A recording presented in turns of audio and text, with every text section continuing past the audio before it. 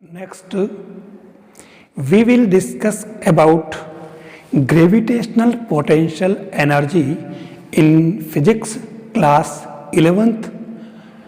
We take gravitational potential energy. What is gravitational potential energy? We will discuss in given diagram. आप देखें हमारे पास में अर्थ जिसकी radius R E है, अर्थ radius, और अर्थ का जो मास है वो एम ई है। अब हम क्या करते हैं कि यहाँ से एक पार्टिकल जो कि कोई ऑब्जेक्ट है वो पी डैश पॉइंट पर लाइज है, और आप देखें ये यहाँ से यहाँ तक की टोटल डिस्टेंस जो है वो एक्स है। अब आप देखें हम क्या करें कि इस बॉडी को, यानी ग्रेविटेशनल पोटेंशियल एनर्जी है क्या, ग्रेविटेशनल जो इफेक्ट होता है वो अर्थ का होता है। अर्थ के अराउंड जो उसका जो इफेक्ट होता है वो ग्रेविटेशनल फील्ड कहलाता है।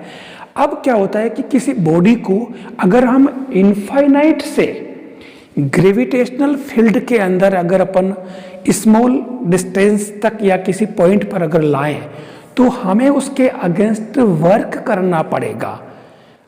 Infinite to in gravitational field, यानी किसी ग्रेविटेशनल फील्ड के अंदर किसी पॉइंट पर अगर लाएंगे तो उसको पर उसके अगेंस्ट कार्य करना पड़ेगा, वर्क करना पड़ेगा। तो हमारे पास ये जो वर्क है वो ही हमारे ग्रेविटेशनल पोटेंशियल एनर्जी है और कुछ नहीं। क्योंकि उसके अगेंस्ट वर्क करना पड़ रहा है तो ये जो वर्क होगा वो नेगेटिव होगा।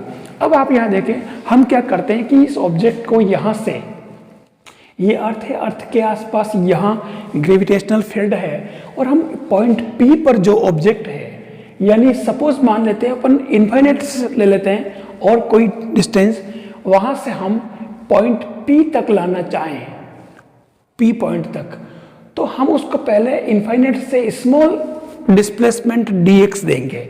लाना हमें इससे r डिस्टेंस पर लाना है, अर्थ से p पॉइंट पर, तो हमें कितना वर्क करना पड़ेगा। आप देख लें यहाँ पर अर्थ से इसकी जो डिस्टेंस है वो हाइट h है, टोटल सेंटर से डिस्टेंस इसकी r है। हम इसको स्मॉल dx डिस्प्लेसमेंट देते हैं।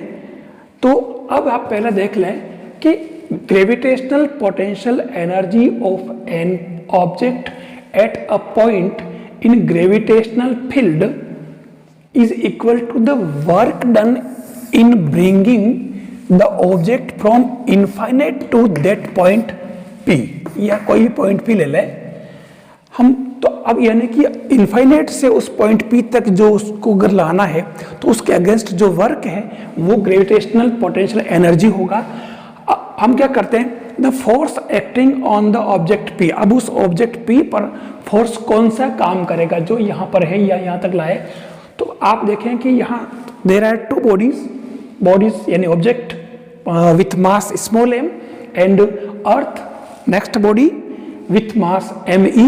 अब इन दोनों के बीच में ग्रेविटेशनल यूनिवर्सल लॉ इस पर अप्लाई हो रहा है, F equal to G m1 m2 upon r square वाला।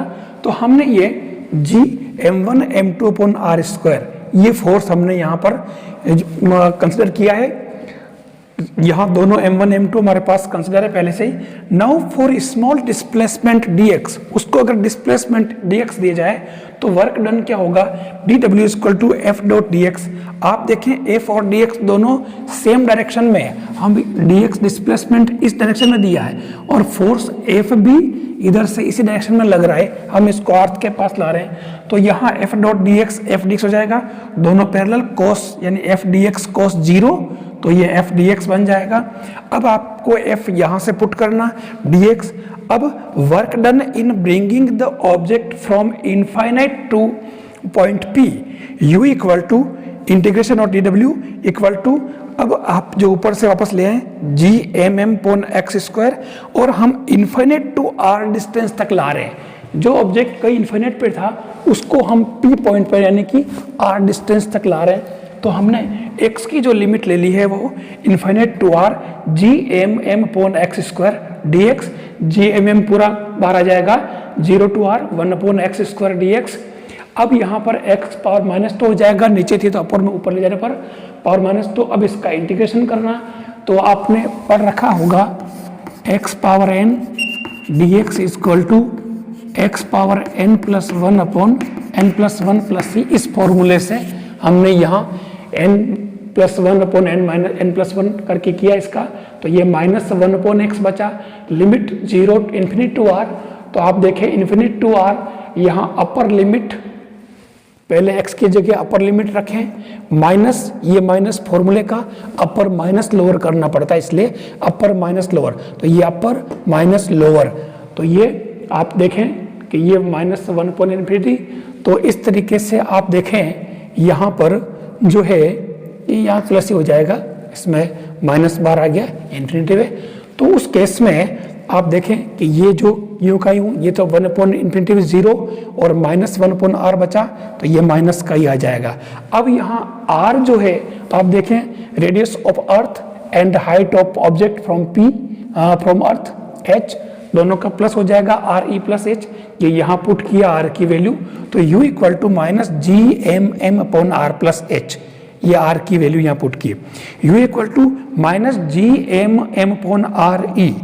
यानी यहाँ क्या किया, हम इस बॉडी को या पी पॉइंट तक नहीं, हम अर्थ के सरफेस तक लाना चाहें तो यहाँ h इक्वल टू भी 0 हो जाएगा, यानी body infinite to earth surface यहाँ आ जाएगी, तो h इक्वल टू भी 0 हो जाएगा। तो उस केस में u equal to minus G M M upon R E. इस तरीके से ये हमारे ग्रेविटेशनल पोटेंशियल एनर्जी का फॉर्मूला डिराइव होता है। डेफिनेशन और डेरिवेशन दोनों ये इसकी एक इम्पोर्टेंट पार्ट।